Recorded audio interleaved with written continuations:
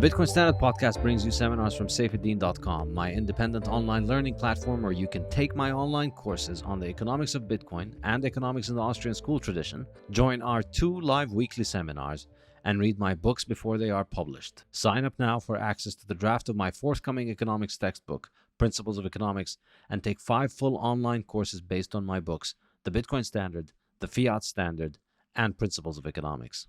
The Bitcoin Standard podcast is brought to you by Crowd Health. Crowd Health is the Bitcoiner's answer to fiat health insurance. If you listen to this show, you've probably heard me rail against the problems of modern healthcare and health insurance.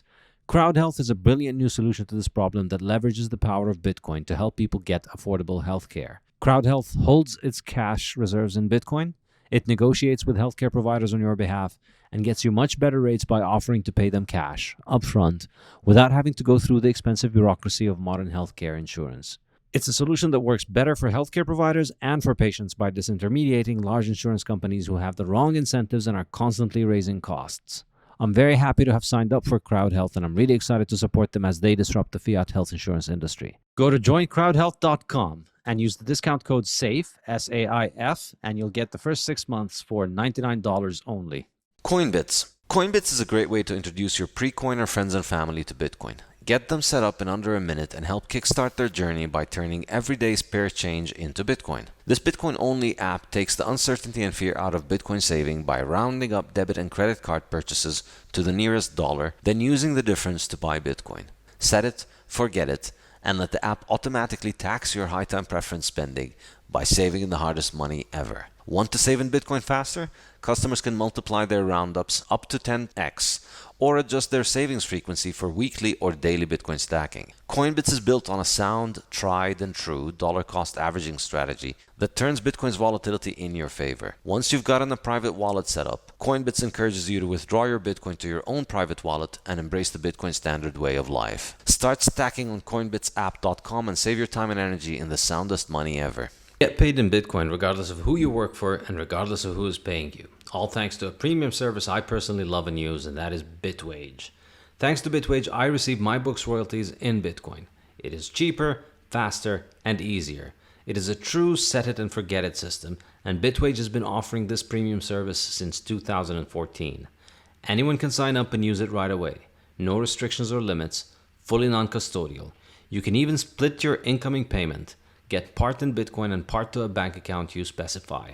It could not be easier, and I cannot recommend Bitwage highly enough. Go to bitwage.com and sign up now and get paid in Bitcoin with your next payment or salary. Hello, welcome to another episode of the Bitcoin Standard podcast. Our guest today is Magatte Wade. Magatte is a Senegalese entrepreneur who's founded several successful companies, including Skin is Skin, Tiosan, and Adina World Beverages. She's also a libertarian, and she is now working on building new startup cities in Africa. Magatte is an inspiring speaker on economic freedom and why economic freedom is the solution to Africa's problems, or many of Africa's problems. And her work is heavily influenced by the same kind of libertarian economic ideas that I value and discuss in this show. So I'm very happy to have you join us, Magatte. Thank you. Thanks for having me, Saif. And I wanted to wait till the show, till we're on air to say this, because you're probably going to get read with embarrassment. But I'm a big fan of yours, and I've been giving your book to everyone. And the minute I read the Bitcoin Standard, all my doubts about the few I was still having about Bitcoin just went over the window. So my husband and I have been big fans of yours, just so you know.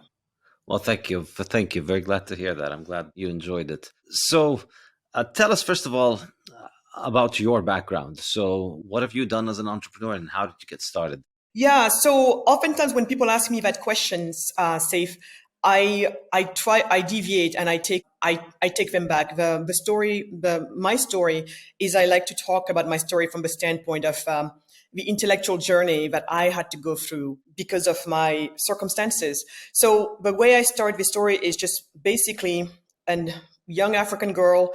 I was born in West Africa, in Senegal, west coast of Africa. And at some point, as soon as I was done breastfeeding, right around age 2, my parents did what so many African parents before them had to do, and what so many African parents since them continue to have to do, which is emigrate for economic reasons, right? This concept of going somewhere else in order to provide a better life for your family back home. So they left me back home with my grandma to be raised by her while they were testing their luck at this thing called immigrating. It worked for them. Thankfully, it worked for them. So, but right around age 7, they called for me to be reunited with them. Back then, they were in Germany.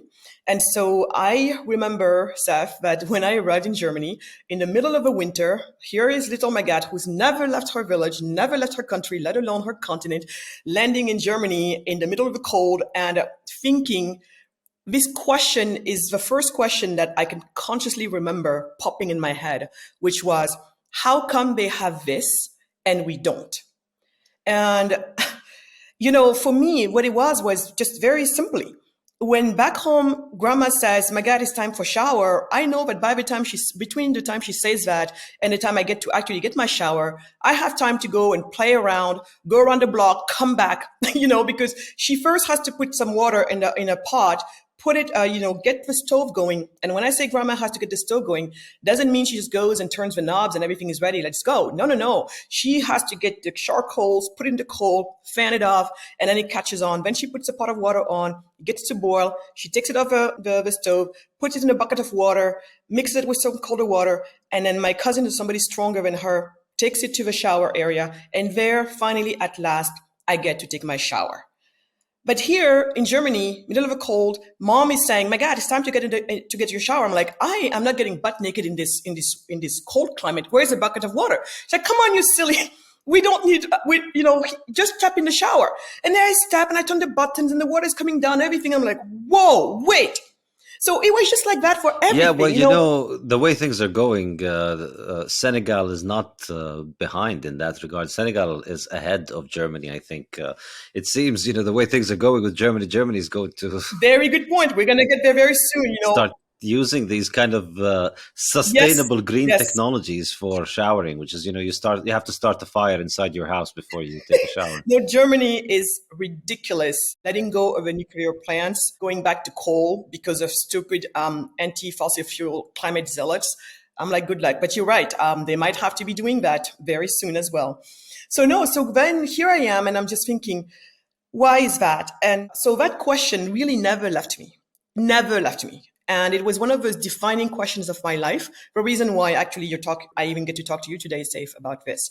And the question eventually became, how come some countries like mine are poor while others, like the US, like Australia, New Zealand, all of these countries are rich? How come?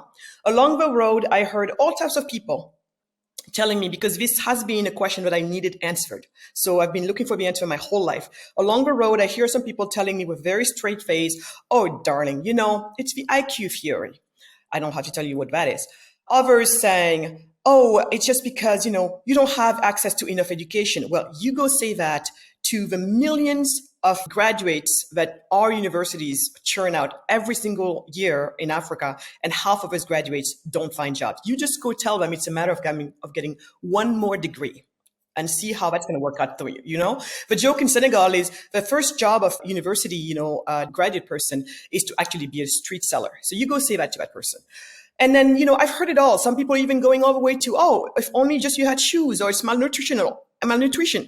And I'm sitting there thinking to myself, that makes no sense. Because if any of this made any sense, how come my parents, the same people, same background, same everything, the minute they get to go to another place, voila, self-actualization. What's going on here? And I don't think in this case, it has to do with these people.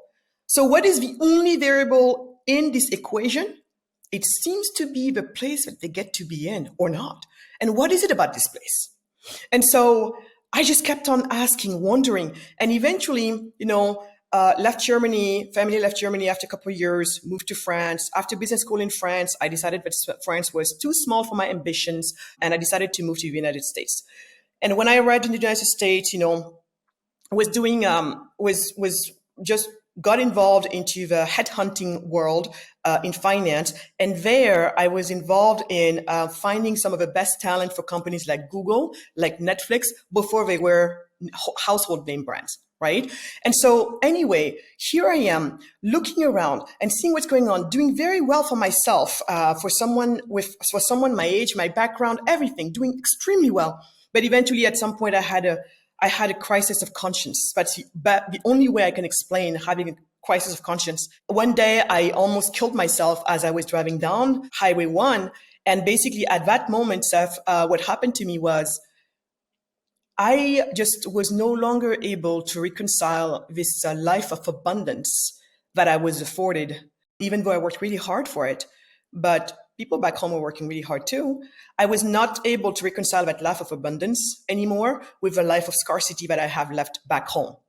And I was no longer able to push under the rug the horror stories that I grew up with, that I have to put up with to this day, of people, some I know, some friends of friends, some family friends who died. Because why? You pack yourself into a little fisherman's boat, trying to cross the ocean to go to Europe in this case, in search of what? A job. Just like what my parents had done, except that they were more fortunate to do it under more safe conditions. So right now, I have thousands of my most entrepreneurial people, because we know that all the people who leave in search for a better life oftentimes happen to be also very entrepreneurial people, but any person is a worthy person. All of these thousands of my fellow citizens laying at the bottom of the ocean serving as fish food, when it's not a plane that at some point above England, a body drops because somebody thought it would be a good idea to hide into a landing gear. Or it arrives in Paris, they open the cargo section, a dead frozen body, because somebody didn't know that once the plane gets up there, things get really freeze to death. So these are the stories that I, in a way, grew up with. And that day, driving down, it all caught up with me. My whole life, the way I coped with it was to just at some point just brush it off and be like, lady, it's not your fault. We all come into the circumstances we come into. You can't solve all the world's problems. Manage yourself, and that will be good enough, because that's all you can do right now. So as I was able to tell myself that for a long time, and throwing that under the rug. But that day, it was it was not possible anymore. And this is when things flipped for me. I made a deal with myself and with God that from here on, I want that every single breath that I take, that I'm afforded to take, I want it to go towards the betterment of my continent, period. And then from there, things started to become very different. I went home just to find that this hibiscus drink that I so beloved was disappearing, because back home, anybody who isn't anybody wanted to drink soda pop brands from the Western world. So the people at the bottom of the pyramid drink knockouts of those brands, and people at the top of the pyramid drink those Western brands. In the middle, my indigenous drink gets squeezed out. So I decided, criticize by creating, that's what entrepreneurs do. Do it. Bring them back. And I did it in an entrepreneurial way. So anyway, as I was building that first company, I started to notice things. What did I notice, for example, back then? In America, it would take me 20-something minutes to fill out my paperwork for the LLC. And then, boom, done. Back home, in those days, it took us close to 2 years to get anything done. You look at how much money it took in the US, a couple $100, $300 maybe to register. Back home, thousands of dollars. The labor laws are worth 3,700 some pages. Compare that maybe to the 10 pages that a country like Switzerland has. So bottom line is, Saif, what I was discovering at that point was, this is interesting. If it seems like it is so hard for me to run a business, so much harder to run a business in this country called America than in this country called Senegal. But back then I thought, of course it's this way, because we're poor. So everything is screwed up. Everything is messed up. We're poor. And eventually things started to flip. Wait, you're poor because you have no money. You have no money because you have no source of income. Our source of income for most of us is a job. Where do jobs come from? Businesses, the private sector. Yet you're telling me that it is so much harder to do business in this place than in this other place. Now I'm starting to think, there we go. And then when we want to talk in economist, words, which you totally, you're the economist here. Well, it seems like basically I'm starting to realize now that what I was living on the ground was completely matching what these indexes were showing. The Doing Business Index of a World Bank or the Heritage Foundation's Economic Freedom Index was showing. What they were saying was exactly what I was going through. So you mean this is not an anecdote? You mean this is systemic? Whoa. And so at that point, to realize that Africa is poor because it is the most over-regulated region in the world. That's why we're poor and no other reason. And at that moment, I was like, wow, this makes sense. And it was such a sense of relief. But then from then on, the huge work of really educating myself had to start. And then I started and going into the rabbit hole of really discovering this whole other world of so-called, critical word called freedom and liberty. What does it mean? How is it all related? This is what took me to the work of people like Hayek, Milton Friedman, and comparing all of this to all the nonsense, garbage, Marxist, socialist crap I've been hearing my whole life. And my whole life changed from then on. So I like to tell people that I came to the world of libertarianism not for the sake of freedom, for freedom's sake. That really was not what I was looking for. But I came to the libertarianism because in my mind, given what I know now and having compared it to what else I have learned so far and experienced, most importantly experience, this libertarianism and the ideas that it houses are the damnedest fighting chance that the global poor has around the world. I want in my lifetime to see this continent called Africa, where 90% of the representatives of the Black race lives. I want to see it thrive in my lifetime, or I want to die knowing that it's taking a significant turn. And in these ideas lie our hope. That's why I became a libertarian. Wow, that is some speech. I don't know what to say after all of that. I don't even know where to begin. First of all, it's very inspiring to hear that, and yeah, I certainly agree with you. I think it's a real light bulb moment when you switch from the world view of the problems of Africa or poor countries in general are that they don't have a proper system. They just don't have the right rules. They don't have the right presidents. They don't have the right bureaucracy. They don't have such good institutions that can govern them effectively. And you realize, nope, the problem is that they have these things and they are very good at it. And they're just much more efficient at governing and achieving what governments do. In a sense, the rest of the world, the free world, is the place where government is much more dysfunctional in a sense, in that it can't intervene with a lot of things. So in the US, for instance, for all of its for all its attempts at governance and totalitarianism, the US government still has to leave you alone in many things. People do have a large margin of freedom. As you said, it's much easier to open a business in the US than it is in Africa. And you realize then, yeah, it's not an issue of we just need better government. We need less government. And people don't need all of these rules. They don't need all of this essentially coercive institutions that they're forced to get into, and therefore these institutions become effectively tyrannical in a sense because people have no choice. They have to use them. They have no choice and they can't exit them. And that's what it ultimately comes down to. And that, of course, is the rationale for the misery industry, as I like to call it in my book, The Fiat Standard, in that they need you to believe that the issue is that we need to build capacity and have more effective governance. And so that requires more and more lending, more borrowing, and therefore more government bodies and more bureaucracies and more World Bank loans and more IMF and more and more and more of all of those things, which are in a few years going to metastasize into basically cancerous growth that suffocates the economy because you have to pay off those debts And you have to deal with all of those new bureaucracies that they keep inventing. It's very true. And I love what you're saying because it is so hard to come across people, obviously maybe not in the libertarian world, but outside of the libertarian world, it's really, really frustrating to find that most people don't understand that actually the reason why Africa remains poor to this day, despite its immense riches, all the way from what's under the ground to what's above ground, knowing that, by 2050, 1 out of every 4 people walking this earth will be African, that currently 70% of the population in sub-Saharan Africa, at least, is below the age of 30. When you have countries like Japan or Italy, I think Japan last year, we had more dead people than we had babies born, so when you have all of this riches, all of these things that are working for you, yet you are still there, so few people realize the state has been our problem.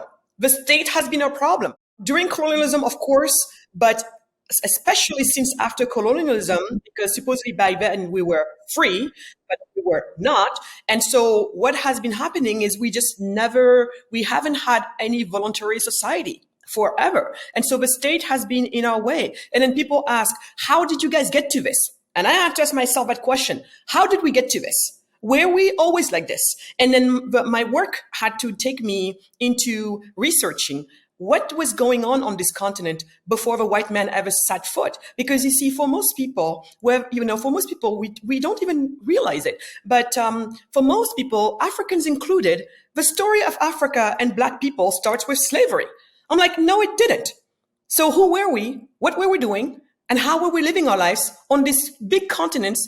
All of these different, cultures, different people, what was going on? And then one man's work has really enlightened me the most. It's the work of Professor George Ayite of Ghana. He was a Ghanaian economist. His work really helped me complete the story.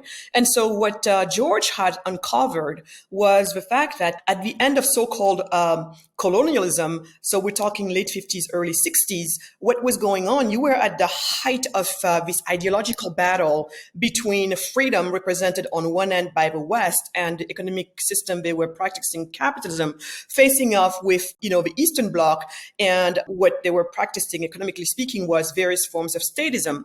So around those times, a few years before we got to the independences, you had some African leaders, who were actually the ones who were working for African liberation. We're talking about people like Jomo Kenyatta of Kenya. We're talking about men of Malawi, people like that who were basically really thinking about African liberation. People were getting really excited by the fact that Gandhi was making some progress in terms of liberating, India. Here you have the biggest colonized nation in the world about to get rid of the biggest colonizer, England. That was about to happen. So there was this flare, this air of freedom running in the air. And so what our people did on the Africa side, so for me, there's this very clear date that's in my brain, is in 1945, in Manchester, UK, you had this fifth Pan-African, Congress, led by W.E.B. Du Bois of the United States, who was very Marxist by that time. So he organized this convening of all of these leaders who were going to be there, and this is where they were kind of planning for what liberation would look like and what are we going to go for. And eventually, basically, at that point, it's pretty much decided, look, the West is facing off with the East, and the West is the ones who colonized us. Everybody in this fight is looking for influence, and we're all looking south. But the people who colonized us also happens to be our enemy. So the enemy of my enemy will be my friend. So let us go in bed with you, Marxist socialist. And this is how I like to say that this is how, by the end of colonialism, how all African nations, and I dare to say all African nations, Ethiopia was the one that was never colonized before, but everyone, more or less, we were Marxist socialist. So free African nations started with basically statists of various degrees. Some people then argue with me, oh my God, come on, Nigeria was more capitalist. Oh yeah, really? Nigeria still was running on a 5-year plan, like the Soviets, 5-year plan. So still everything was decided by the state. So you see, the state has been in my way my whole life. We all know what happens to regimes that have bought into Marxist socialist ideologies, because it doesn't stop at the ideology level. So all of our economies are centrally planned to this day. In my country, the price of bread is fixated by the country. Yes. When the peanuts that you grow, you cannot sell it more than a certain amount. It has a set price. And people don't realize these things. In Senegal, to hire or fire any employee, I have to have the blessing of the state. So say if you and I come to you and I'm like, I have this job for you. This is happening to us right now. I have a job for you. You say, yeah, I need this job. Yeah, I understand that my PhD in German is no good for this lab technician job that you have for me. But, I can do the job. Yes, I think you can do it. And I'm going to pay you X. Well, guess what? We then sign a contract, 3 copies, you and I. Then I have to take it physically, because if you email them, they don't answer. Physically to the government agency called Inspection du Travail, Labor Inspection Office. Because we decided to hire people in the country area to help with rural exodus, to try to help keep people at home so they don't have to leave their countryside and go to the city and leave their families and communities behind, because I did not want for what happened to me to happen to other children. So I'm doing my part for that. So we're building business, meaning jobs and schools, because jobs and schools are anchors for a community. So it means I have to spend half of my day on bad roads traveling to this government agency.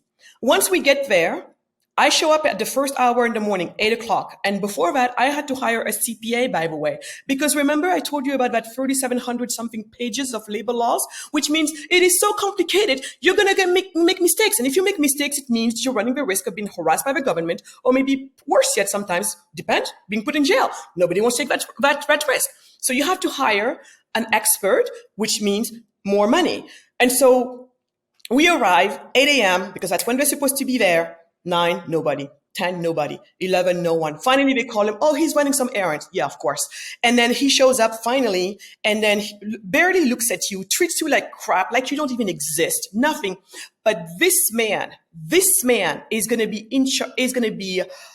is the one who has in his hands the right and the power to tell you and I, Saif, if yes, we can work together. He's never been to my company. He doesn't know what the buildings look like. He doesn't know what the job is about or anything, but yet this person will make that decision. And in this case, by the way, he said, we cannot work together. Why? Oh my God, if you give Saif this title and he has this many years of worthless PhD degree in German or whatever it is, then you have to pay him X, and that X happens to be 10 times more what the normal going market should be, because these were negotiated, salaries with the government. Every single job in Senegal falls under a convention signed between government and that body of work. So, and I don't even want to get you into the taxation. We don't want to go. And if tomorrow, let's say you and I, we worked, and then right now we had an employee like that, but you can try to, if you fire them for cause, even then they go to what we call les prud'hommes. The prud'homme is this place where a judge is going to decide if yes or no. No respect for the contract that was signed. So this is where, again, for me, I see also the difference between civil law, which we're under, compared to common law, because when the French left, they forced all of their ex-colonies to adopt French civil law type. We're talking about stuff that goes way back. So anyway, Saif, I think by the time I'm speaking like this, you can hear that doing business in most African nations is like swimming through freaking molasses. And then you wonder why we're poor. Yeah, I think obviously you guys need more World Bank structural reform programs and more government borrowing. Right? I think that's what will fix this, because then you could, improve on the labor law by adding another 3,900 pages that get right to the heart of the thing. And then you'll be able to hire that worker. And maybe you won't have to pay 10x at that point. Maybe you'll pay 3x. And who knows, maybe it'll be we'll try that. better. Yeah. No, but more seriously, though, I think my personal theory, which I say in the Fiat Standard, is that countries that are poor today are basically poor because they got fiat money before they got the steam engine. I think this is what it comes down to. So places where industrialization had arrived by the early 20th century managed to take off because industrialization got there. People had accumulated a significant amount of capital. Urbanization had taken place to an extent, and the family population growth moderated to a certain point, and that allowed more investment into children, and that allowed increasing living standards, more education. All of those things came from that because you had the ability to accumulate capital under the gold standard at the early stages of industrialization. So you benefited from this enormous increase in the productivity that industrialization allowed, which I think is an enormously important facet of economic development. That once we started using these machines, once we started using coal and oil and gas, every human being had access to a lot more energy that made their life very different. And, the example you started with is excellent. Your costs less energy to make your shower happen because we're only using primitive forms of energy, like burning wood. It's a lot more expensive to build an entire power plant that heats things and run it on nuclear weapons so that you always have access to hot water in your bathroom in Germany. This is much more productive, though. It is more expensive, it requires more capital, but it is more productive.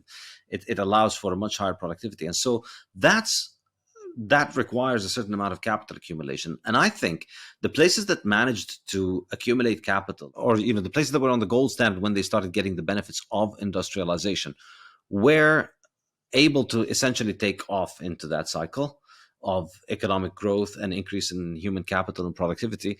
Whereas on the other hand, the places that basically got fiat money before they got industrialization have just been stuck. And they're stuck because it's not possible for people as individuals to accumulate capital because they can't accumulate savings and they can't hold on to their savings. And so they're constantly losing money. They're constantly getting poorer. And there's no ability. And of course, the flip side of it. So, I discussed this in depth in the Fiat Standard. It's a two-pronged sword, or if you want, it's two blades of the same scissor. On the one hand, you're getting destroyed because you can't save because your money is terrible. And on the other hand, the government has infinite resources to pay somebody like that parasite you mentioned who was standing in the way of you getting your job and hiring people. The reason that you can pay people like that is because you have a money printer or you have access to government controlled money one way or the other. And that allows these governments to continue to remain inefficient and not answer to the market.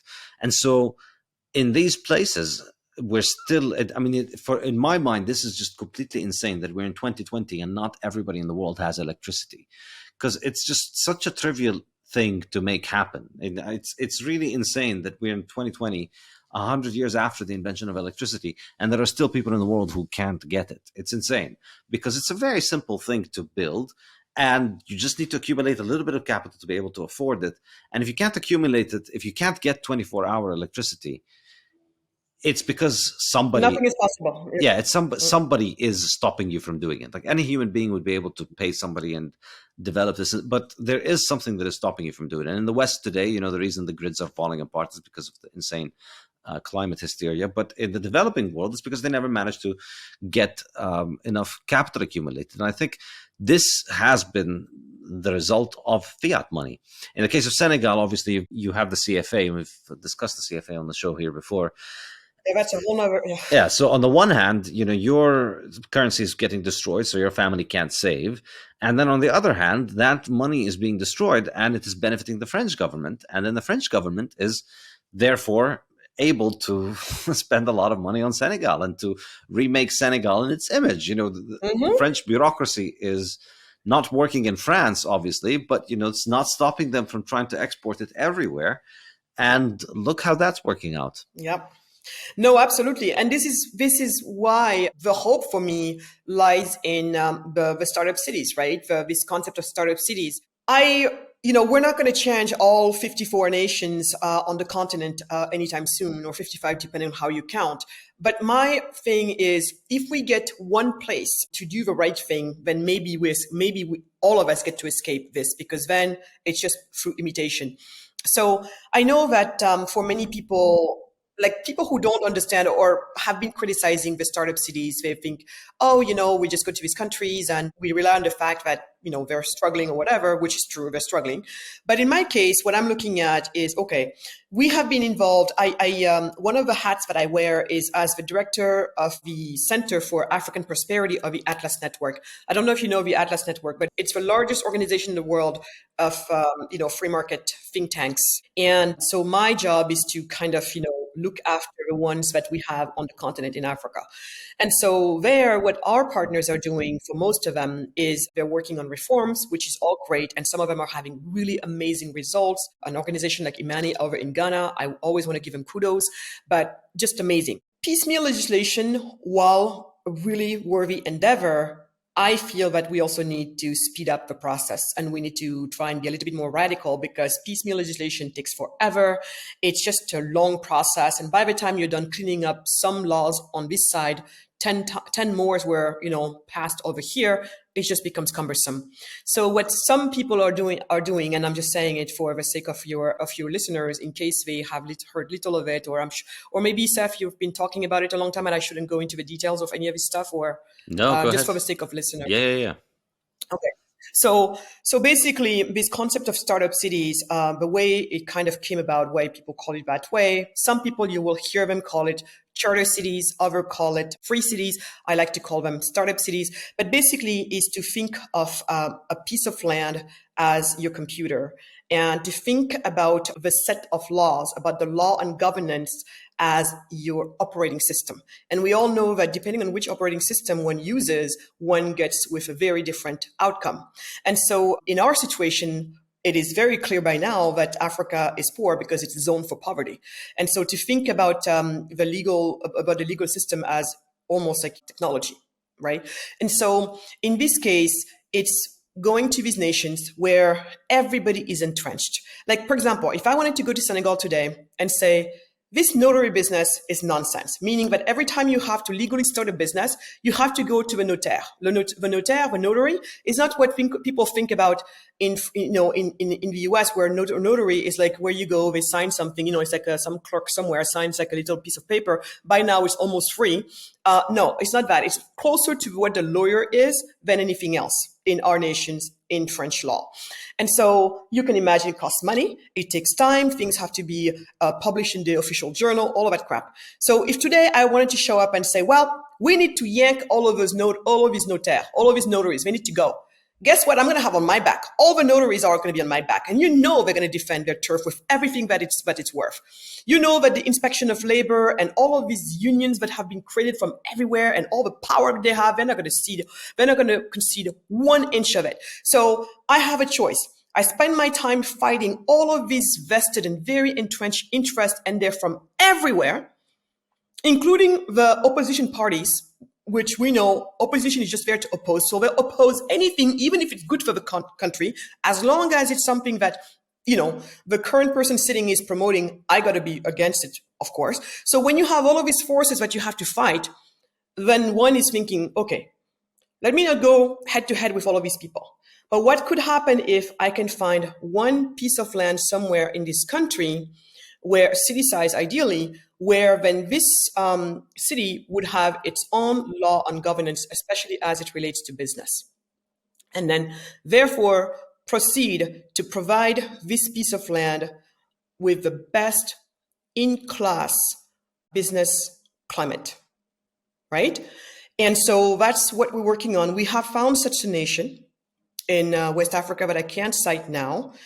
And the plan there, and this is going to be even more radical, because here you're talking about having this place go from being under civil law to migrate to something, like common law. But the way we're doing ours, because I'm a proud African, I want to make sure that we're not copying, pasting anything from anywhere else. We're taking the best practices from everywhere, including practices from our forefathers. When I say forefathers, I'm thinking about the people who came before us, before slavery time, because by now, through the job of people like George Aite and now other scholars, we know that those Africans were, for the most part, free marketeers.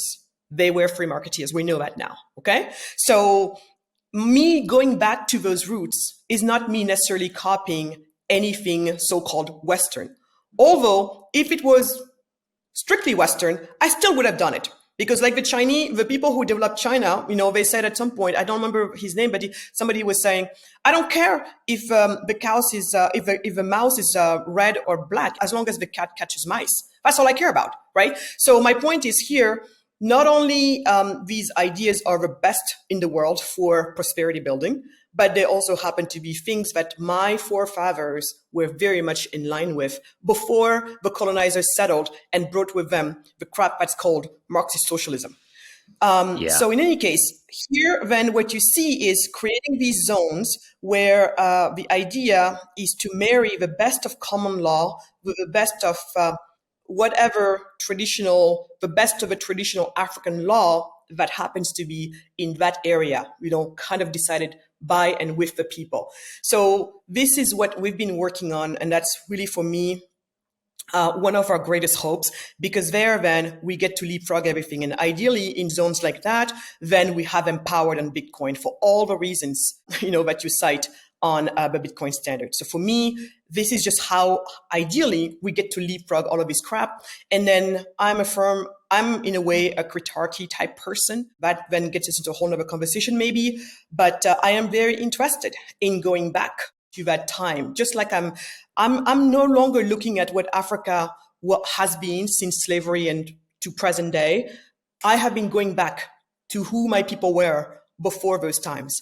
And you go back and you look at what was happening in Somalia when you look at, I don't know if you saw this book, but The Law of the Somalis, right? And showing how basically you had a very decentralized system of governance, the rule critarchy, the rule of the judges, right? And a court forms only when there's something to judge, and every crime has a price. If you can't pay the price, then your clan members and beyond the clan, depending on which level, if people have who has the money or not, then, everybody's kind of more or less involved. You have these communities. So the tribes were very, separate, but maintaining the peace for the most part. And things were doing just fine until, UN, US, especially in the case of Somalia, showed up and said, you guys, you need to have a state. And they're like, wait. And so then you had the warlords, who started saying, well, we're going to have to fight for this. So everybody now has to fight, because if power is going to be centralized, you better be smart and make sure you control it. Otherwise, your people might be taken out. So we went from having tribes, which is not a dirty word, to having tribalism. And now we have this crap. So I'm promoting this, going back to recreating as many of these, little nation states as we can. Even when I look at all the fights on the continent to this day, because of these arbitrary borders that we have, you're forcing people who were not living together before, have nothing to do with each other by their standards. You're forcing them to live together because you said, this is how it's going to be. I mean, short of going for secession, which is a whole nother heavy, concept, maybe the best way for us will be today. And this is where I'm a very weird Pan-Africanist, because I am a Pan-Africanist. I want what the Pan-Africans want in the sense of having a strong, powerful Africa. But I don't think it's going to happen by centralizing Africa as most Pan-Africans wants to do it. I'm like, no, we go the other way. We maintain, free trade and the free movements of people, goods, services, and ideas across the continent. But beyond that, let us all create 1,000 nation blooms. So if you want to create a Yoruba, utopia land, go for it. One other wants to create an Igbo one, go for it. I feel that, peace will be preserved only if people are allowed to have voluntary societies. And so I'm going to go radical on this. Just like on the free cities, when I'm done with that, my book that's coming up in late September is going to be about the startup cities and how, for me, that's the hope for Africa, and kind of walk people through all of this history of how we got to where we are, and most importantly, how do we get out of it. But then beyond, next, I'm going to be tackling this whole issue of democracy as we know it, winner takes all, which is terrible. I feel like, once again, our forefathers were onto something. Was it ideal back then? No, because we still have to revise critarchy for better rights for minorities. But I do think there is a very, very strong kernel there. And I'm very interested in actually how we can revive that, obviously 21st century style with everything that we know now. Yeah, no, this is very inspiring, and I think I agree with you. I agree with you entirely. I think one thing I also say in the Fiat Standard is Western colonialism only really got started, only really picked up steam with anti-colonialism. Like that was the real thing. Before anti-colonialism, Western colonialism was relatively benign compared to what came after. Anti-colonialism really has been the real colonialism, and it's such an incredible scam that these really the trash of Europe intellectually, essentially, garbage like Karl Marx and his likes, their ideas are somehow assumed to be the way for Africans to rise up against Europeans, and it's insane. It is the trash of European thinking. He's not just a European who's not an African. It's like the worst of the worst of European. He was a barely literate idiot who couldn't really write anything. He didn't understand anything about economics, and yet he's presented as if he is the salvation of Africans. And essentially, of course, it's the ruling regimes in Africa that benefit from this, because his insane ideas give them more power. And of course, his insane ideas are extremely adaptable to fiat financing and to being essentially a puppet regime of the IMF and the World Bank and European nations that are funding nations and so on. You need the government. And so these, the European governments were, of course, the ones that were financing all of those things. Like at the end of the day, you go to an African university today, and their economics department is primarily made up of Marxist garbage. It's depressing. And where did they get that from? Like it's a lot of Western financing, and some of it was Soviet, which is also not African. It's also presented as if it's Soviet, then somehow it's obviously just present. People seem to think that it just becomes African and indigenous and legitimate, and it's for your own good. And of course, it isn't. And if you think colonialism is bad, anti-colonialism and fiat governments that were installed under the pretext of fighting colonialism have been much worse on every possible conceivable metric, in every way imaginable. They have just destroyed society's ability to accumulate capital. And the point that you mentioned, which is really very strong, is that let's bring in this centralized state and bring all of these tribes that don't have anything to do together, except the fact that when you look at the map from London or from Paris, it looks like it's one area, and you can't really tell that there's a big giant mountain in the middle. So those people don't even speak the same language. Or it looks like it's a very big area, let's cut it up. But really, you're cutting up the same people. And of course, you have nomadic people that move around and now can't move around as much. The grace. Yeah, all of that stuff, you can't see it when you're sitting in Paris or in London. So you just cut it up and you say, we'll just give them a government like the one that we have. And of course, these people are government employees generally. They are statists. So their conception of what makes France or England developed is completely warped, because they think people like them made their countries, when in reality it was workshop people. It was people who came up with engines and came up with all of these amazing technologies.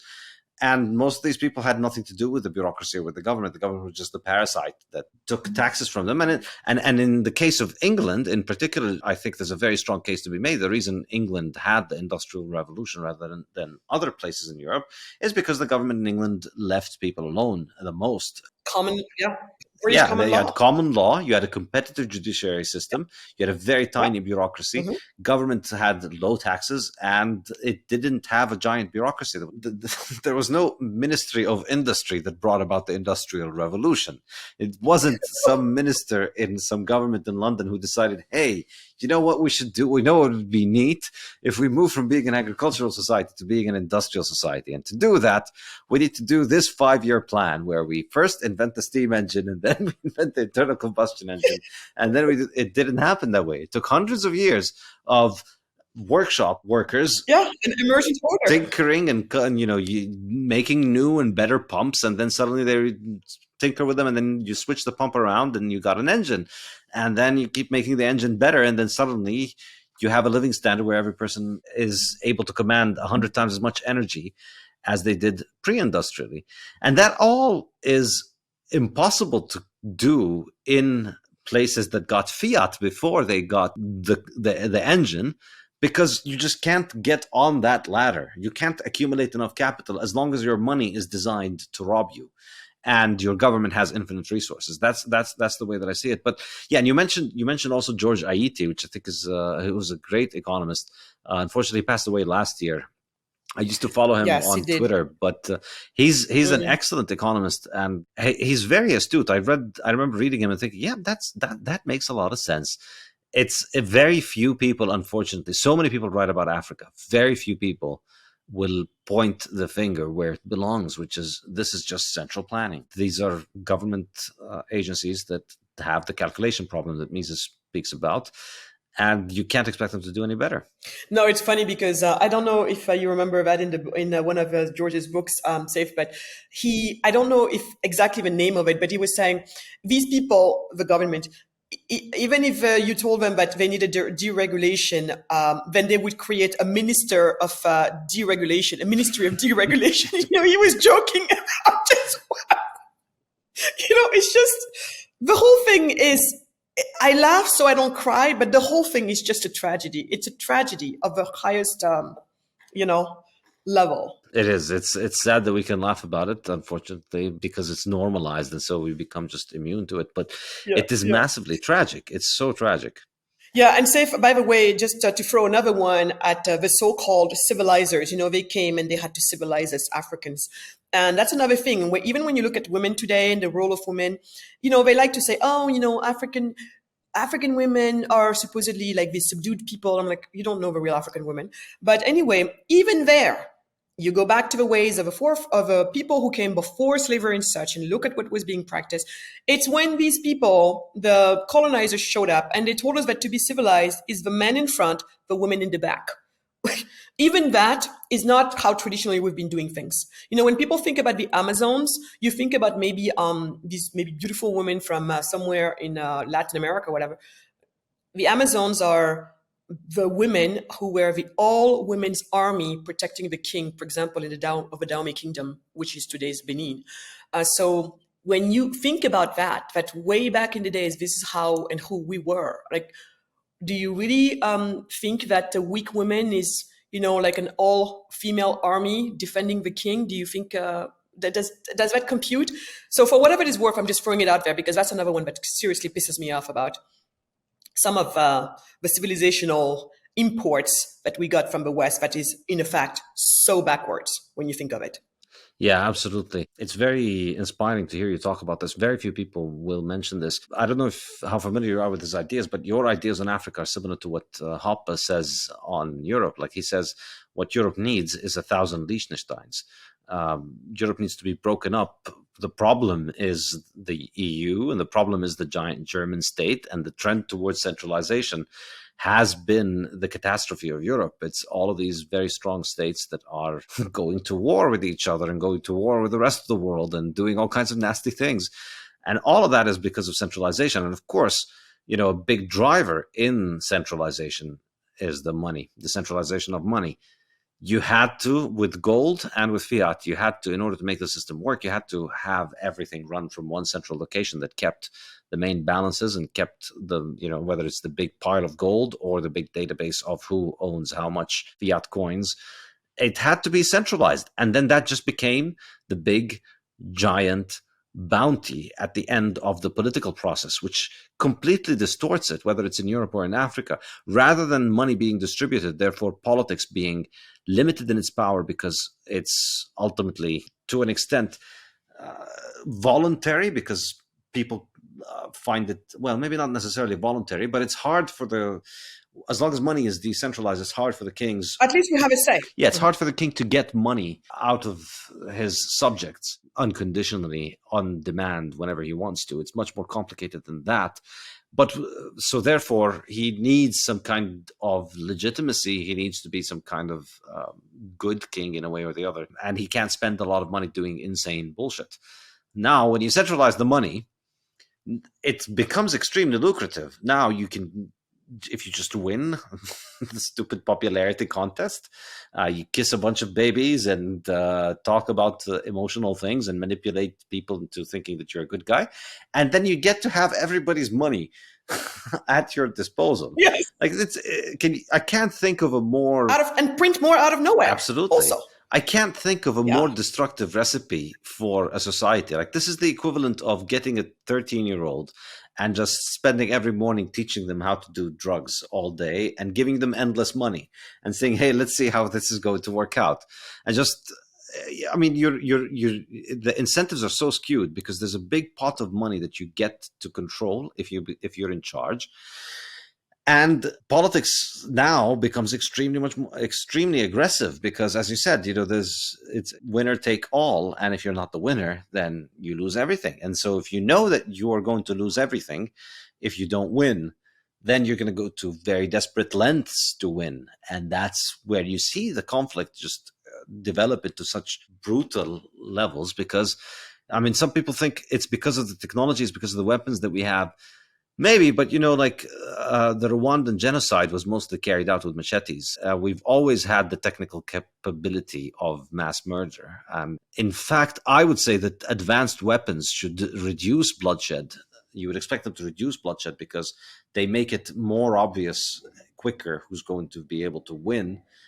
Because you get such a much larger level of variation in the effectiveness of the weapons, because the weapons become so much more, you go from gun to nuclear weapon. There's a big gap, and then it becomes very obvious who's got the advantage, and so that would lead to conflict not lasting long. I think the difference is not so much in the weapons. I think the difference is in the stakes. When you had decentralized societies, as you mentioned, with tribal systems, there was little scope for conflict. I mean, obviously there was conflict. Obviously it was not idyllic. Humans are not angels. Bad things will happen. But when the conflict becomes inevitable is when you make it so that, hey, if your tribe has more than us and you get more votes than us, you get to do with us whatever you want. But if our tribe get more votes, then we get to do to you whatever we want. Let's play democracy. And then, yeah, but that's a recipe for disaster. Yeah, and then of course, that idea, of course, it's Western propaganda, which hasn't worked out well in the West. But the people who carry this to Africa, they believe it. And so when they see this misfunction or malfunctioning in Africa, they think the answer obviously is more democracy. And they can't get to admit that the answer lies in all of these things that are not expensive, that don't involve let's build a new bureaucracy and borrow another $3 billion, because their job depends on borrowing. And so the World Bank is not going to ever come up with a conclusion and say, what you should do is stop borrowing and just dismantle your public sector and stop doing reforms and stop trying to do all of these attempts of regulating your economy, and just basically don't put your citizens in a lifetime of debt slavery. If you were to do that, I think you'd do a lot better for these countries. But that doesn't pay the bills of the World Bank. That's not how you get to work in the misery industry, what I call the misery industry in the Fiat Standard. And that's what it comes down to. You have a vested interest because of the way that the fiat monetary system works, because of these institutions. They just need you to borrow. And so you have to always be borrowing. And then since you're borrowing, you have to always have a government that has a lot of money and a lot of power. And then you go fight and figure out how you're going to sort this out. Yes, that's exactly how it is. And this is, I want to take this opportunity because this conversation very much lends itself to it. But, to send a really strong message to my fellow Pan-Africanist friends who for the most part have drunken the Marxist socialist Kool-Aid to this day. I mean, we have here a continuation, of some of the folks we have a continuation of the ideas that were being thrown around during that Pan-African Congress, or I should say since that Pan-African Congress, African liberators basically going and embracing Marxist socialist ideas. So today, some of the most vocal people on the we want Africa to win side and they like to usually call themselves a Pan-Africanist, are also people who have drunken that Kool-Aid. And for me, I'm like, guys, I think we want the same thing. If we want a thriving Africa, if we want if we want a world in which Black people finally become recognized co-creators, global co-creators of prosperity and innovation in the world, if we want to get to that level, you are going to have to let go of your centralization ideology. It just doesn't work. And instead, let us go back and try to see what Somalia has done right before. And then, of course, they go laughing. But I'm just like, think about it, say for a second here. The power of these small nations, whether it's Switzerland, whether it's Holland, what do they all have in common? I mean, Holland, this tiny ass country basically is the second largest exporter of agricultural products after the United States, right? The producers of one of the key tech chips that we need in technology to make many things run, coming out of this tiny country. But how did they get there? Yeah, the free markets and small government. It can be done. So the power is not in how big the size, but it's more decentralization, like we talked about before. And so I guess here I'm just trying to send a strong message to that part of our constituents to really rethink there as well, because this is really, we're wasting precious time we're wasting. So I wanted to bring that up. And then, there's something else I wanted to say about fiat currency. My biggest problem with the fiat currency as we know it, in addition to everything else we've talked about and that you described so well in your book, at least in the Bitcoin Standard, I still need to read your Fiat Standard, which I cannot wait. And then I think there's another one. And Principles of Economics. Now I just got it printed. Yeah, so I can't wait. I'm totally going to pick it up. You need to pick it up. I'm gonna get them. And with your books, what I do is I also get multiple more so I can offer. Everybody who starts fighting, I'm just like, you read this book first and then we talk, but I'm not going to argue with you before you have read the book. So that's how I've been doing it. And you've been helping me with a lot of arguments.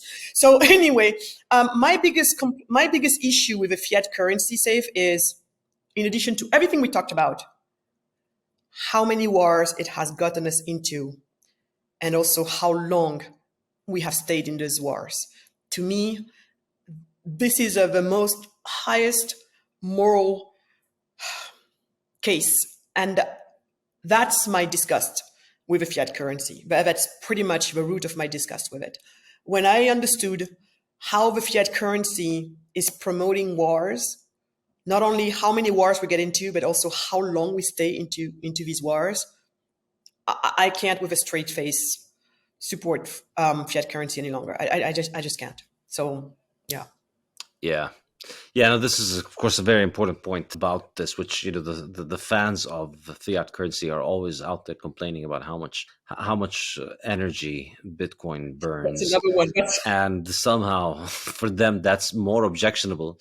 Burning oil and coal and basically the scum of the earth, the literal scum of the earth, that's what oil is. Burning that is more objectionable to them than the fiat currency, which burns living human beings. I mean, that's what this currency achieves. It allows governments to be essentially omnipotent. As long as the currency works, then the government can spend as much money as it wants. And so therefore, it can get into wars and not have to worry too much about the issue of financing, unlike what happened on the gold standard, where, when you ran out of money, you ran out of money. That's it. There was nothing else that you could do. And so you had to be a lot more careful with how you spent your money. And of course, the other aspect of it is, I think another important point is the bonds and the borrowing. War is a great way to get people to believe you're in an emergency and therefore you need to support the government and buy bonds. And that is very good for government. And so governments are going to like the idea of getting into war. And it's just such a perverse incentive that fiat money allows, simply because it centralizes money in the hands of those who have power. And it's terrible from an engineering perspective. When I talk about Bitcoin, for me, I think I prefer to talk about the economics because that's the practical thing. In other words, the world has enough people going out there and trying to appeal to people's morality and to try and explain, do this because then the world will be a better place. People might listen, they might try it, but really what gets people to really change is appealing to their self-interest. And that's why I like to spend my time talking about number go up technology in Bitcoin, because that's a much more effective way of getting people on board than continuing to tell them, hey, come on board, because then fewer people are going to die and we're going to have less war and less peace. That seems ridiculous to some. It seems offensive because they don't want to think about the idea that their stupid monetary system is behind so much death. And it's kind of counterproductive. Whereas with Bitcoin, when you focus on the economics of Bitcoin, you're getting people to move away from the fiat system much more effectively, and that's what matters. And that's why, for me, perhaps I spoke about it in the Fiat Standard and the Bitcoin Standard, but I don't speak about it as much as I ideally would like to, because I just think it's better to be practical. We want to win. We don't want to moan. We want to kill fiat. We don't want to tell people, we don't want to convince people how bad it is. We just want to move beyond it. And the way to move beyond it is to build something better and to just show people, look, we have number go up, whereas fiat is number go down. Yeah. And as a bonus, we're going to... We save people. Yeah, we're going to basically save human civilization. Mm-hmm. Yeah. No, whatever it takes, really, whatever it takes. So I'm just very... I think your book was so brilliantly done. So Thank you. So tell me more about what you guys are planning to do with this startup cities. You said you have a country, but you don't want to tell us. So I respect that. But what kind of arrangements are you looking at in terms of, are you getting your own territory, or is it going to be just a way of operating like within cities, or so an area of land that's non-occupied, so nobody lives there, so no issues with or very small amount of people, but everything will be worked out properly with the people who are there, the few who are there, and based on that, the designing of the law that's, and the law and governance that's going to govern this place. And again, people just need to think about primarily business laws, commercial laws. We're not, it's not like you're touching family, you're not touching anything that could make, you're not touching the sovereignty of a nation, for example, like immigration laws, things like that, security, you're not really going anywhere there. So then, just get on designing one of the best, most world-class business climate, places in the world, business environments in the world. And then from there, the idea for these cities of ours is very much for up to 90% of the people working in it to be Africans, people from the area. So the way we look at this is primarily giving people a chance to try before they buy. I liked how Paul Romer, who had, talked about the charter cities, that's one thing I love how the analogy he gives there. This is a chance to giving a country, and maybe really anyone around it, a chance to try before they buy. And we also love the voluntary association nature of it. No one is forcing you to go into this place, but when you go in, the rules are very clear, which is something, again, that we're lacking in so many of these places, because it's like rules upon rules upon rules, and no one knows de facto anymore what goes on.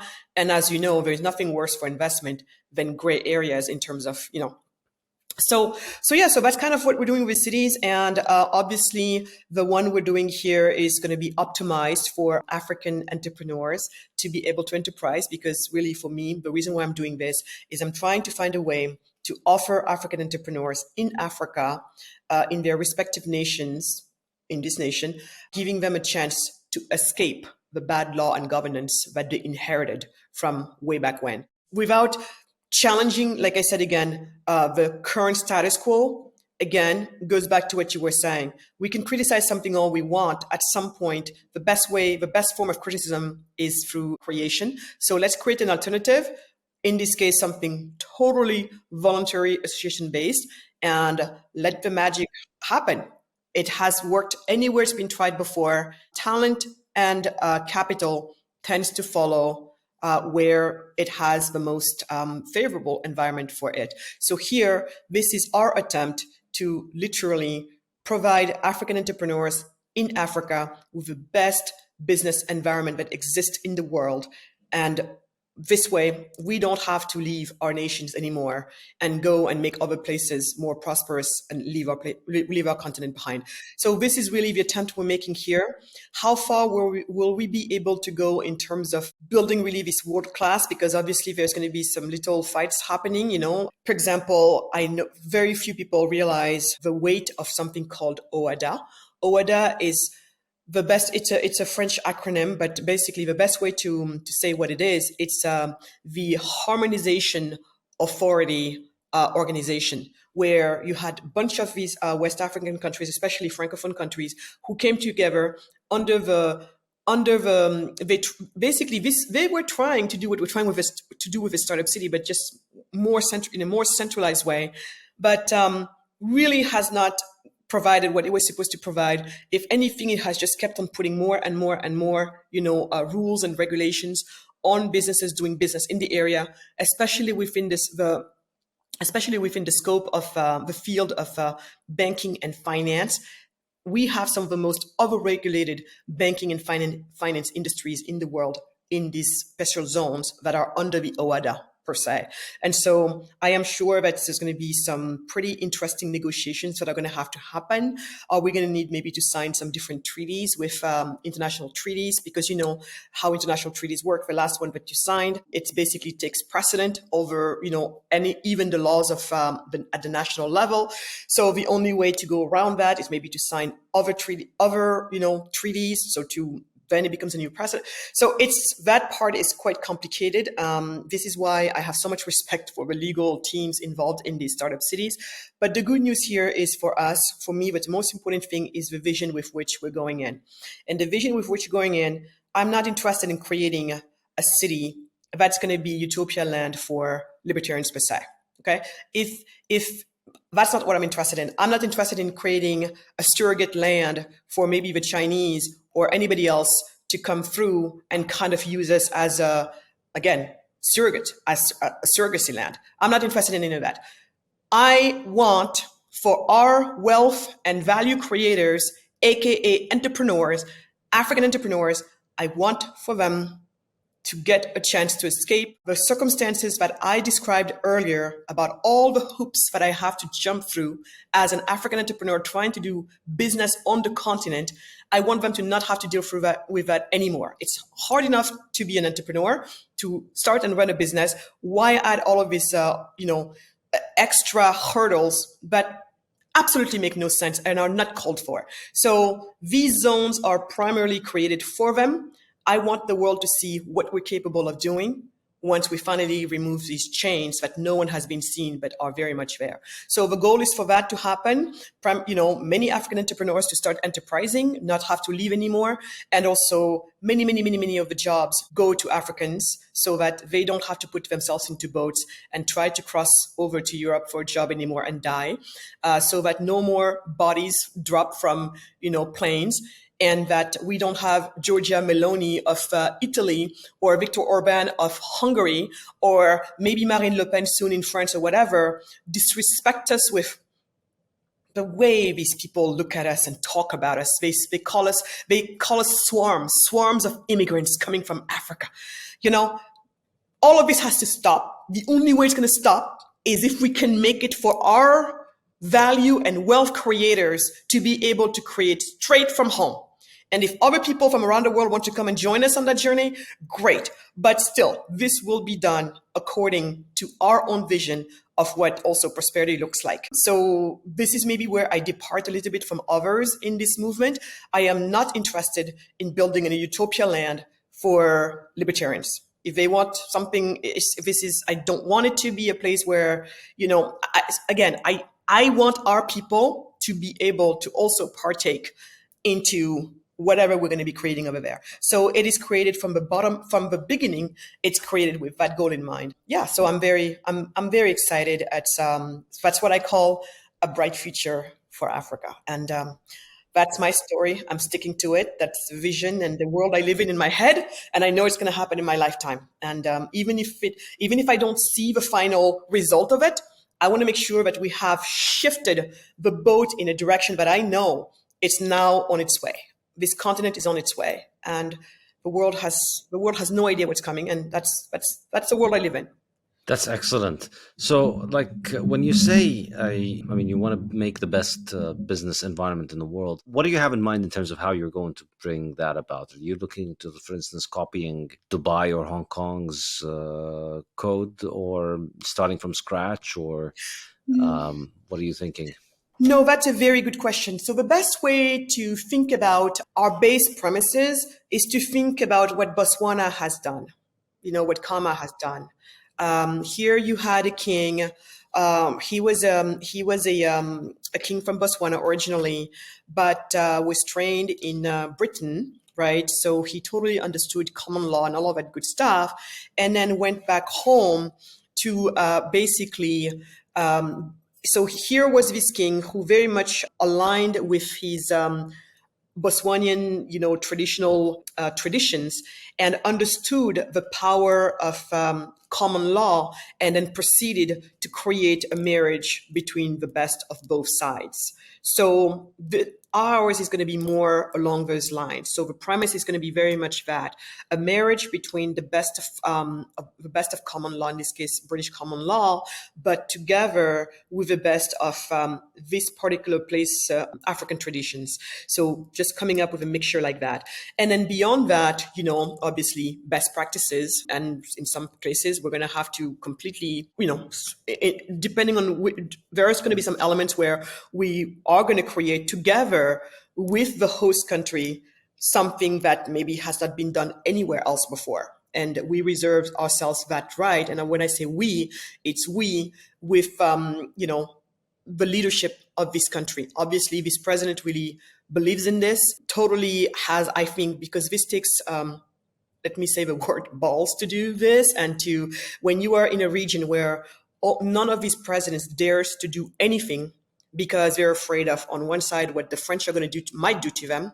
openly or not, and also what the IMF/World Bank might do to them, openly or not. You know what I mean? So, but this person to have a vision and the understanding, it does help that this person really understands business to know that this is a big problem.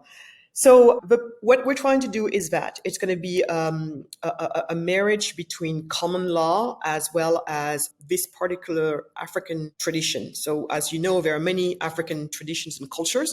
So, but in this particular place, we'll look at the very best of what can be taken out of a traditional of a tradition on the traditional side, and then mix it to the common law. Then we obviously going to be very strong on trying not to, like some of these other cities, startup cities, where some of the things that they have done, they're also learning their lessons where at first, maybe some of, especially on the Honduras side, some of the things that they've done, for example, was, more or less try to think about some of the clauses in the legislation, but in retrospect, now they realize things should have been left a little bit more loose on some things so that there is room for change and, being able to turn around. So here, I think we're definitely going to be benefiting from an insight like that. But again, it goes back to what you were saying.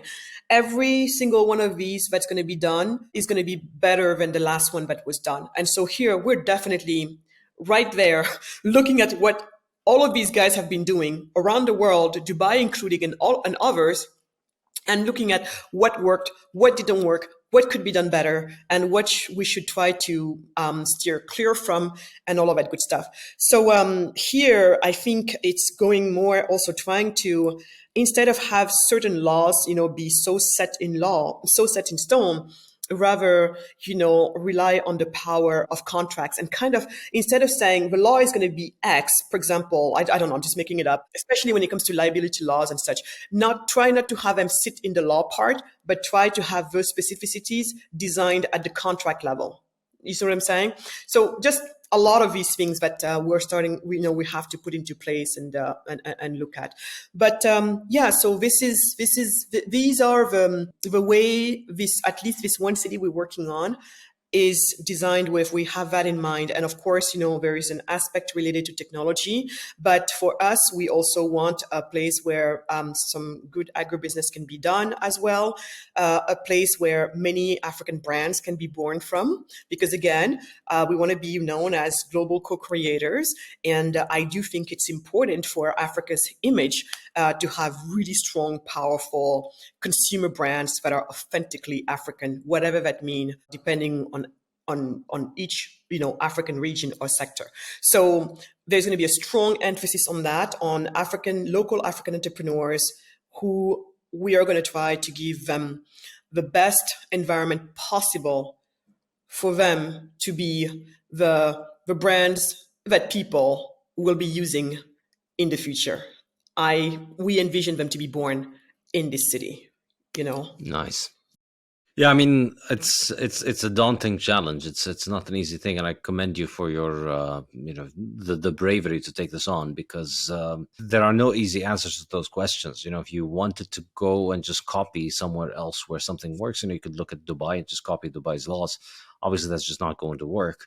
And on the other hand, you can't just build something out of scratch. And so, trying to marry between what is existing and the country's laws and the things that you must observe versus the things that you would like to aspire to, and then getting them tested out in the market where they would emerge spontaneously and that people react to them in certain ways is a daunting challenge. But the best way to tackle it is to begin with it, and that's what you're doing, and that's what it ultimately comes down to. And that's, I think, why this is really, I believe, so inspiring. And I think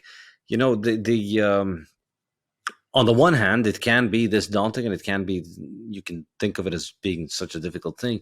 On the other hand, there is an element of, if you get the premise of free markets and economic freedom, there's an underlying simplicity that makes your job much simpler. If you were a socialist central planner, you would, ahead of you is, you need to know every single job out there and every single product, and set the price and set the salary and set the wage and set the conditions, and basically design every entrepreneurial plan for everybody in society.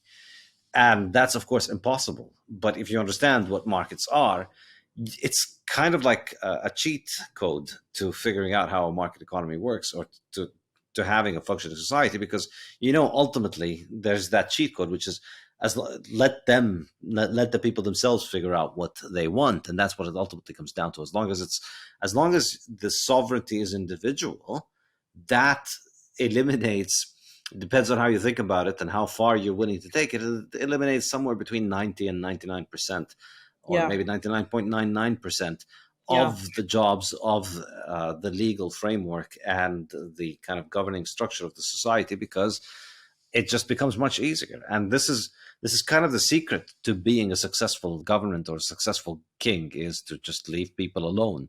It's a joke in many countries.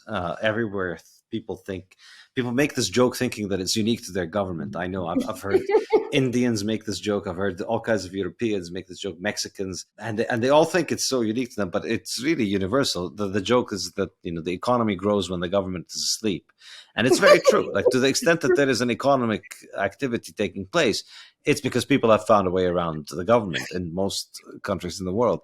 And so, like, the really difficult thing for a government to get, if I had the ear of a king, I tell him, the cheat code is just let people do whatever they want. And, obviously, as long as they respect each other's property rights and then deal with each other consensually, then whatever emerges from that is going to be satisfactory for everyone. Absolutely. I mean, for me, I think about it. I don't know where you stand with a concept like the Montessori education, like Montessori classroom, this whole concept of a prepared environment, right? So you have the rules. I mean, you have a few of the rules and we know what they are. And, basically within this prepared environment, let the child be free. Be free to discover at his or her own pace and do what they need to do. And some of the kids will start reading on their 4. Others might not want to read or get there until they're 8 or whatever. But it's going to happen. So for me, the free markets are that. And that's why I think it was this is why, especially, I have such great respect out of all the economists. I have such great respect for the Austrian economists, because they're the ones who actually put their fingers on the entrepreneur and the importance of the entrepreneur and what that entrepreneur needs. So I'm, out of all the economists, that's when people ask me, why are you always talking about the Austrian economists? And I'm like, because for me, they're the ones who actually saw the entrepreneur and why the entrepreneur is important. Yeah, that's really the fundamental difference. The rest of the economists, they look at the economic question from the perspective of a central planner, from the perspective of a benevolent, omniscient, omnipotent person in a position of authority. I mean, this is the motivating framework for all macroeconomics and even microeconomics questions in an economy. It's always from the perspective of, we need to deliver policy relevant, policy actionable conclusions. That's what macroeconomics is about. That's what all modern economics is about. What should the government do? What should the policymakers do? What should the lenders and the donors do? This is the motivation of all the questions. And the Austrians, that's not a part of the analysis. I mean, the only conclusion of the analysis is that these people should just go and get real jobs. And find somebody who'll pay them for a market transaction. Go and produce things that people will pay for willingly, and that's what they should do. And that's it. That's the job of the central planners, to go get an actual job, and they don't have anything more elaborate, and that's what makes everybody else dismiss them, because no, that's what they don't want to hear, though. Exactly. That's the last. You don't want to get a real job. The whole reason you're in government is because you don't want to have a real job. If you could do a real job, you wouldn't be in a government. You'd be out there, serving people. But that's what it is. That's what the Austrians have to say. And I think if we're going to end this with a positive note, I think ultimately, in the grand scheme of things, I think we're coming to a point where I don't think that the fiat system can continuously support this growing cancer of governments all over the world. I think the last couple of years, inflation is going up a lot. And in so many places are having hyperinflation, and so many places are getting much more and more high inflation rates. And that's translating into significant fiscal and monetary pressure on governments. So even with the access to the currency, and even with their ability to destroy the currency, as long as the currency is still functional, even though they're printing it and using it, their ability to offer actual real economic value and goods and services to government employees is becoming weaker and weaker, I believe, in real terms. Yeah. Because I just think, these are bloated bureaucracies, and, they're very inefficient, and they continue to accumulate more and more liabilities. And eventually, you get to a situation where when you have the hyperinflation, that people who are dependent on the government are devastated. But then beyond that, after that, there has to be a kind of a recovery, in a sense, in that, well, look, you can shout until you're blue in the face for the government to give you more money. All that they're going to do is just print money and give it to you, and that's just going to devalue the money more. Like, that's it. This is you've reached the ends of this. Like, it's a blown tire. It's a punctured tire, and no matter how much air you blow into it, it's going to continue to, it's not going to fill up. So you're not going to be able to. I think more and more government employees all over the world, and more members of the bureaucracy are coming to this experience that it's not working. We're being told we're getting paid in constantly devaluing money, and our bonds are not worth it. And if we want to get the life that we want, we need to start thinking about getting real jobs. I think this is just going to become more and more common worldwide, because it's just the nature of the fiat Ponzi that it's not very sustainable. It can be sustained for a while, but not forever. No, not forever. And I agree with you that we might have come to the ends, to the ends of it. I don't know how much more runway we have. I think within the next 5, maybe 10 years, I don't know, this whole thing is probably going to collapse. But, the good news, I mean, for me, it's, creative destruction sometimes, is needed. So I'm pessimistic. I'm pessimistic in the short term, but very optimistic in the long term. And in the end, all that matters is the long term. So in the meantime, the goal is to try and prepare people as much as possible. That's why I'm so glad that something like Bitcoin was created when it was created. People make fun of us all they want. It doesn't matter, how long it's taken. But, some of us work for the long game. And so I'm just glad that alternatives have been in the building. And so that this way we're going to lose, as things collapse, hopefully we try to salvage as many people, as many situations as possible, on our way to recovery. And I do think something really, really strong and sustainable will be built from the ashes of all of this. So for me, that's what I decide to look at. Sometimes you don't make an omelet without breaking eggs.